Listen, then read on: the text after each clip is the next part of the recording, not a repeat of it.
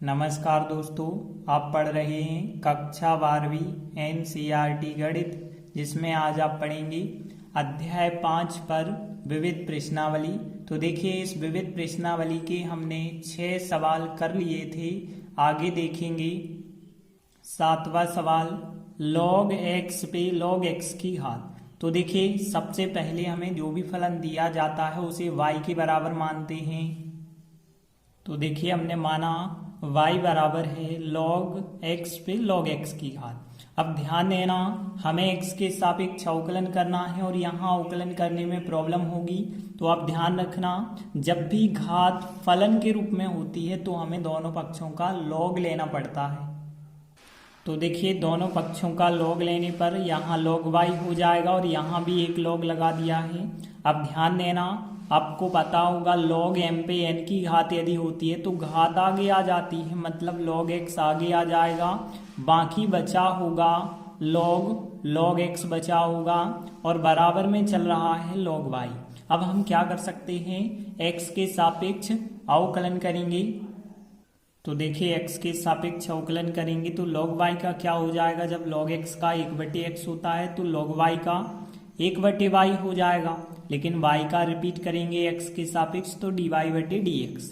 और यहाँ पे देखिए, x यहाँ पे भी है, यहाँ पे भी है, मतलब पहला फलन दूसरा फलन वाला फार्मूला। पहला फलन दूसरे का अवकलन प्लस दूसरा फलन पहले का अवकलन लगाएंगे। तो देखिए, हमने फार्मूला लगाया, पहला फलन दूसरे का अवकलन प्लस दूसरा फलन पहले फलन का अवकलन। और देखिए, आगे यदि हम सॉल्व करेंगे तो यहाँ पे log x तो रहेगा। देखिए, log x का अवकलन कैसे करेंगे, इस log का करेंगे तो 1/, यह संख्या आ जाएगी तो हम कह सकते हैं 1/log x आ जाएगा। फिर log x का अवकलन आपको रिपीट करना होगा तो 1/x आ जाएगा। इस log का किया तो 1/, यह संख्या आ गई। इस log का करेंगे तो 1/x आ जाएगा। प्लस देखिए, फिर इसके बाद log x तो हमने लिखा। अब यहाँ पे ध्यान देना, log x का अवकलन करेंगे तो कितना आ जाएगा, 1/x आ जाएगा। तो इस प्रकार से आ जाएगा। अब लेकिन हमें तो चाहिए dy/dx का मान, तो 1/y को हम पक्षांतर कर देंगे तो y बन जाएगा। और फिर y के स्थान पे y का मान रखेंगे। तो देखिए, y का मान रखा, log x से log x यहाँ कट सकते हैं, क्या बचा रहेगा फिर 1/x प्लस यहाँ पे देखिए यह संख्या log x और फिर 1/x का जब गुणा करेंगे तो बटे में x आ जाएगा। इस प्रकार से हमारा dy/dx का मान ज्ञात हो जाता है। तो इस प्रकार 7वां सवाल कंप्लीट हुआ। इसके बाद 8वां सवाल। तो देखिए, सबसे पहले हम इस फलन को y के बराबर मानेंगे। तो देखिए, हम मान के चले y बराबर है cos x plus b sin x। यहाँ पे a और b अचर हैं। अब देखिए, यहाँ तो डायरेक्टली आप अवकलन कर सकते हैं x के सापेक्ष। x के सापेक्ष अवकलन करने पर y का अवकलन कितना हो जाएगा, dy/dx हो जाएगा। और यहाँ पे ध्यान देना, इस cos का करेंगे, ये पूरा का पूरा थीटा होगा तो cos थीटा का कितना हो जाता है, माइनस का साइन थीटा हो जाता है। थीटा मतलब a cos x plus b sin x रहेगा। तो ध्यान देना, cos का किया तो माइनस का साइन थीटा हो गया, लेकिन इस थीटा का आपको रिपीट करना होगा तो d/dx करके हमने लिखा a cos x plus b sin x का हम क्या करेंगे, अवकलन रिपीट करेंगे। अब देखिए, इसे रिपीट करेंगे तो क्या आएगा इसका अवकलन, a तो वैसे ही रहेगा, cos x का करेंगे तो माइनस का sin x हो जाएगा, प्लस b लिखा, sin x का अवकलन करेंगे तो कितना आ जाएगा, cos x आ जाएगा। अब देखिए, यह इंटू यह आ चुका है तो चाहे तो आप इसे आगे भी लिख सकते हैं। तो देखिए, यह संख्या हमने आगे लिख दी और यह संख्या पीछे लिख दी। अब देखिए, यहाँ से माइनस चिन्ह यदि हम कॉमन निकाल देते हैं तो माइनस कॉमन निकालेंगे, एक माइनस पहले से है मतलब प्लस बन जाएगा। यहाँ पे देखिए a sin x बचा होगा, माइनस तो कॉमन कर दिया। इस प्लस में से माइनस कॉमन कर रहे हैं तो माइनस का b cos x हो जाएगा। और यह संख्या वैसी ही रहेगी क्योंकि यह गुणा में है, इसमें से कोई संख्या हमें कॉमन लेने की आवश्यकता नहीं है। तो इस प्रकार से हमें dy/dx का मान ज्ञात हो जाता है। तो 8वां सवाल भी कंप्लीट हुआ।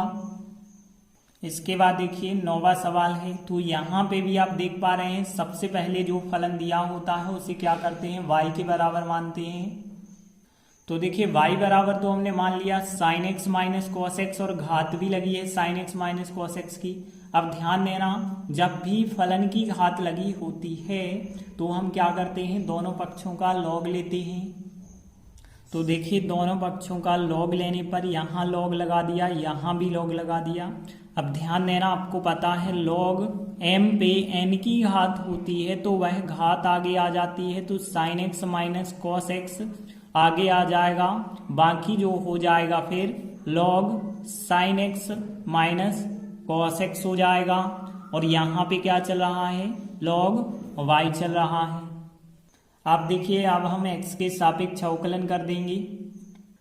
तो x के सापेक्ष अवकलन करने पर log y का करेंगे तो 1/y होगा, y का रिपीट करेंगे तो dy/dx होगा बराबर। देखिए यहाँ पे यह पूरा पहला फलन होगा, यह पूरा दूसरा फलन होगा। पहला फलन दूसरे का अवकलन प्लस दूसरा फलन पहले का अवकलन, फार्मूला लगाएंगे। तो देखिए फार्मूला लगाया, पहला फलन दूसरे का अवकलन प्लस दूसरा फलन पहले का अवकलन। अब देखिए ध्यान देना, यहाँ पे यह संख्या तो वैसे ही हमने लिखी, यहाँ पे sine x minus cos x लिखा। अब यहाँ पे ध्यान देना, इसका अवकलन करेंगे तो लॉग इस संख्या का अवकलन यदि हम करते हैं तो लॉग एक्स का 1/x होता है, तो लॉग इस संख्या का क्या हो जाएगा, 1/, यह संख्या। तो देखिए यहाँ लॉग का किया है तो 1/, यह संख्या, लेकिन इस संख्या का अवकलन रिपीट करना होगा। तो देखिए रिपीट करेंगे तो साइन एक्स का अवकलन कितना हो जाएगा, कॉस एक्स, फिर माइनस चिन्ह कॉस एक्स का करेंगे तो माइनस साइन एक्स, एक माइनस लगा है तो प्लस का साइन एक्स हो जाएगा। अब ध्यान देना, इसके बाद plus log sine x minus cos x तो बिल्कुल वैसे ही रहेगा। अब यहाँ पे यदि हम अवकलन करेंगे तो sine x minus cos x का करना है, तो साइन एक्स का अवकलन हो जाएगा कॉस एक्स, फिर माइनस कॉस एक्स का करेंगे तो माइनस साइन एक्स, एक माइनस लगा है तो प्लस का साइन एक्स हो जाएगा। और देखिए बराबर 1/y dy/dx चल रहा है। यदि हमें dy/dx का मान निकालना है तो 1/y इस तरफ लाएंगे तो वो y बन जाएगा। इसके बाद देखिए y के स्थान पे हम y का मान रख देंगे। तो देखिए y का हमने मान रखा। अब यहाँ से यह संख्या और यह संख्या तो कट जाएगी, cos x plus sine x यहाँ भी है, तो आप चाहें तो cos x plus sine x को कॉमन निकाल सकते हैं। तो यदि हम यह कॉमन लेते हैं तो देखिए यह और यह संख्या कट चुकी है, यह संख्या कॉमन हो गई है, तो यहाँ पे एक बचा होगा, यह संख्या कॉमन हो गई है, तो यहाँ पे log sine x minus cos x यहाँ पे बचा होगा, और फिर यही हमारे dy/dx का मान हो जाएगा। तो इस प्रकार से 9वां सवाल कंप्लीट हुआ। इसके बाद देखिए अगला 10वां सवाल है। जो भी हमें फलन दिया है सबसे पहले तो हम उसे y के बराबर मानेंगे।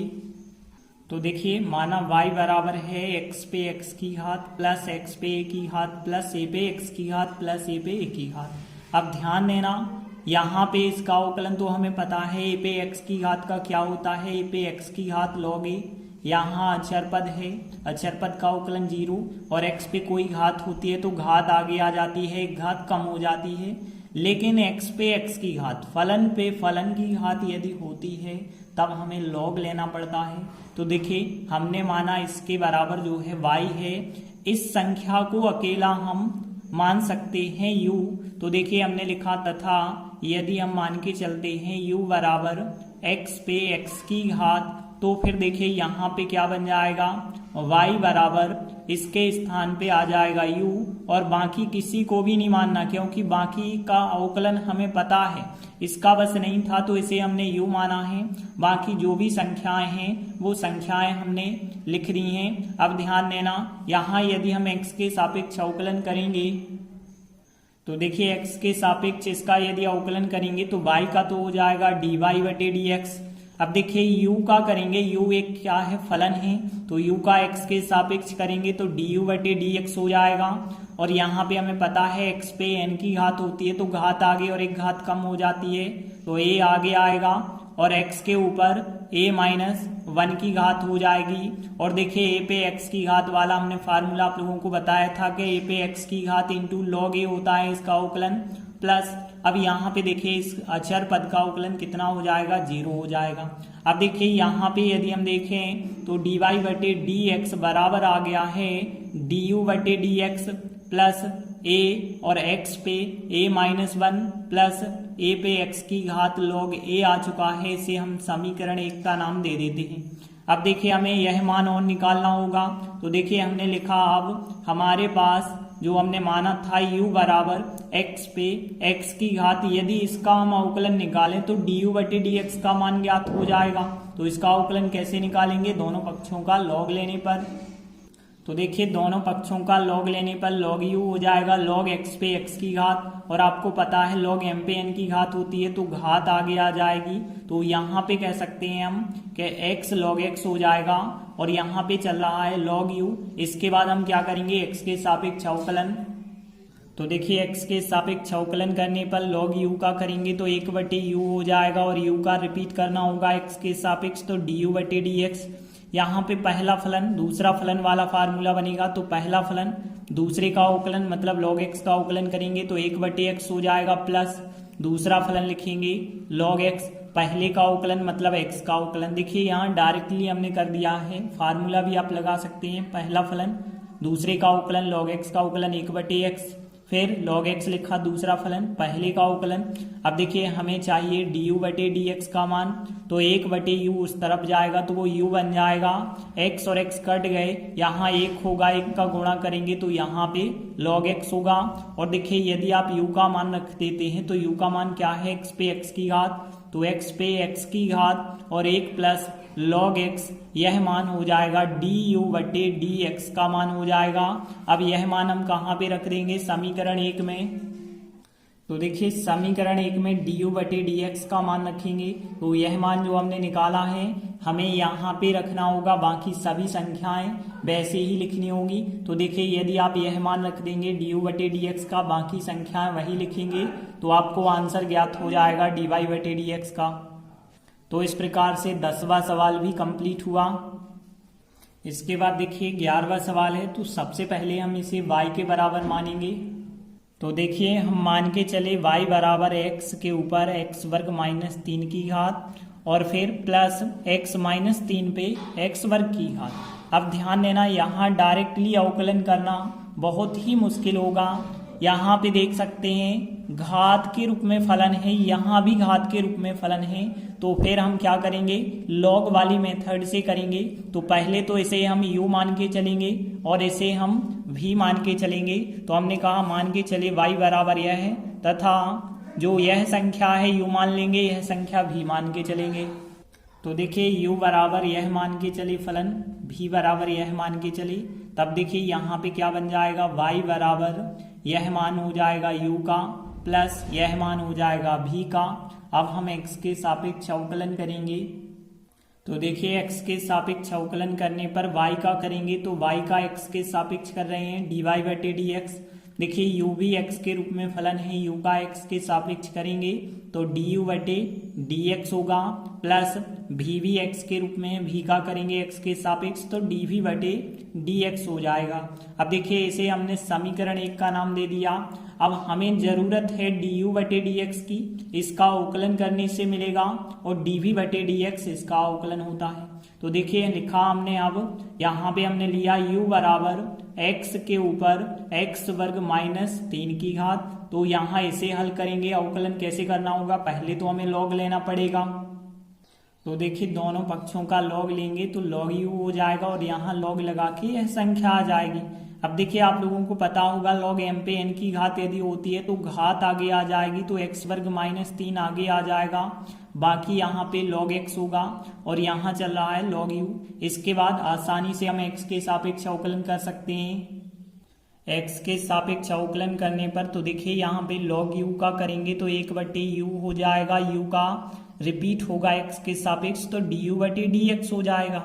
अब यहाँ पे देखिए पहला फलन दूसरा फलन बनेगा, तो देखिए हमने लिखा फिर पहला फलन दूसरे का अवकलन करेंगे log x का अवकलन तो 1 बटे x हो जाएगा, प्लस दूसरा फलन लिखेंगे log x, पहले का अवकलन करेंगे तो x वर्ग माइनस 3 का अवकलन करेंगे तो x वर्ग का 2x होगा और 3 का करेंगे तो 0, तो केवल हमने यहाँ पे 2x ही लिखा।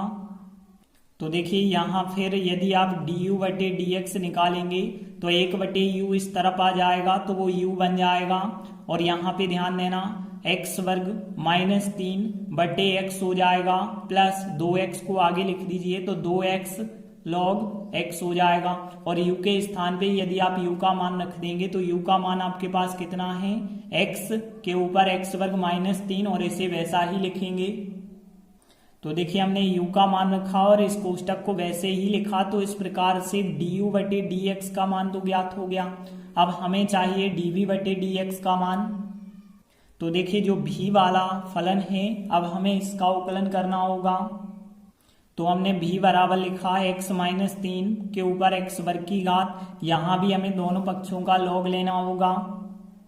दोनों पक्षों का लॉग लेने पर तो देखिए यहाँ पे लॉग लेंगे तो यहाँ लॉग v हो जाएगा और यहाँ पे लॉग लेंगे तो लॉग x माइनस 3 के ऊपर x वर्ग की घात, और आपको पता है log m पे n की घात होती है तो घात आगे आ जाएगी तो यहाँ पे log x माइनस 3 बचा रहेगा, बराबर चल रहा है log v। अब हम x के सापेक्ष अवकलन कर देंगे। तो देखिए x के सापेक्ष अवकलन करने पर log v का करेंगे तो 1 बटे v होगा और v का आपको रिपीट करना होगा तो dv बटे dx हो जाएगा बराबर। यहाँ पे पहला फलन दूसरा फलन बना होगा तो देखिए हमने लिखा पहला फलन दूसरे का अवकलन करेंगे तो देखिए log इसका यदि अवकलन करेंगे तो 1 बटे x माइनस 3 आएगा और यहाँ पे x माइनस 3 का आप रिपीट करेंगे तो 1 माइनस 0 होगा, क्योंकि x का 1 होता है 3 का 0 होगा। प्लस दूसरा फलन लिखेंगे log x माइनस 3 लिखा और पहले का अवकलन करेंगे तो x वर्ग का अवकलन कितना हो जाएगा, 2x हो जाएगा।